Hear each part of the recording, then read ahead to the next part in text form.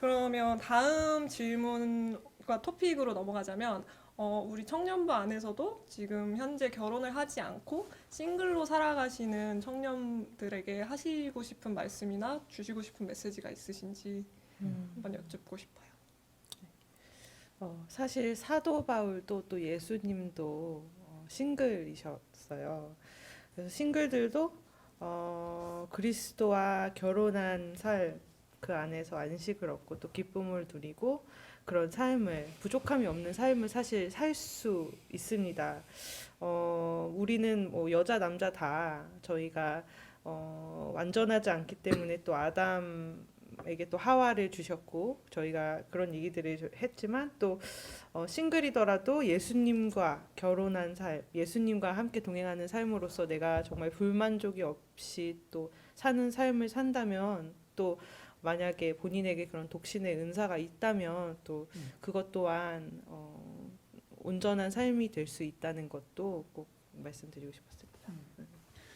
일단 또 그런 것 같아요. 이제 싱글로 우리가 살아가는 거에 있어서 이제 나이가 좀 찬 우리 청년들은 굉장히 이거를 나의 어떤 약점으로 생각할 때가 좀 많은 것 같은데 다행히도 좀 우리가 북미권에 살면서 이제 그거에 대한 거에 생각이 한국에서 사는 청년들보다는 덜 한 것 같긴 하지만 그래도 있는 것 같아요. 근데 우리가 성경적으로 이렇게 보면 아까 주브라 전사님께서 얘기해 주신 것처럼 사도 바울도 그랬고 예수님도 그랬고 싱글 라이프를 사셨고 또 하나님으로부터 오는 그 기쁨과 만족을 누리면서 살았고 근데 사실은 저는 또 이렇게 생각하는 것 같아요. 이렇게 얘기를 해도 이게 위로가 안 될 수도 있어요.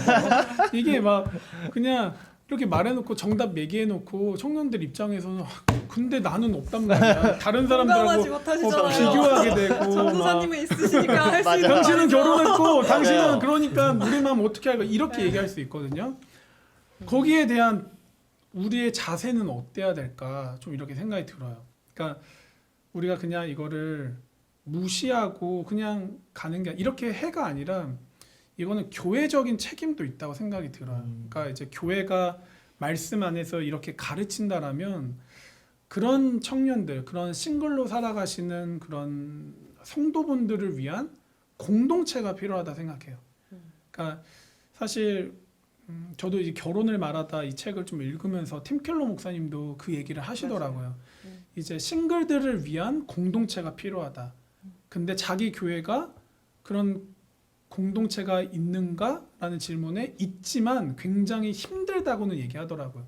근데 우리 한국 교회도 그렇고 이민 교회도 보면 이런 싱글로 살아가시는 분들을 위한 공동체, 예를 들어서 우리 교회만 보면 이런 목장, 싱글들을 위한 목장이 사실은 조금 약하지 않나, 그리고 좀 준비되어 있지 않나 이런 생각이 들어요. 근데 이게 좀 문화적으로도 좀 쉽지 않은 부분이 있지만 하지만 정말 이거는 그들에게 그냥 책임 전가를 하기보다는 너가 말씀이 이렇게 얘기하니까 너 이렇게 살아, 이렇게 하나님 안에서 만족하면서 살아, 이런 자세보단 그게 정답일 수는 있지만 공동체가 그들에게 좀 하나의 소속감과 또 공감할 수 있고 공동체를 만들어주는 게 좀 필요하지 않나, 좀 이런 생각을 하게 됩니다.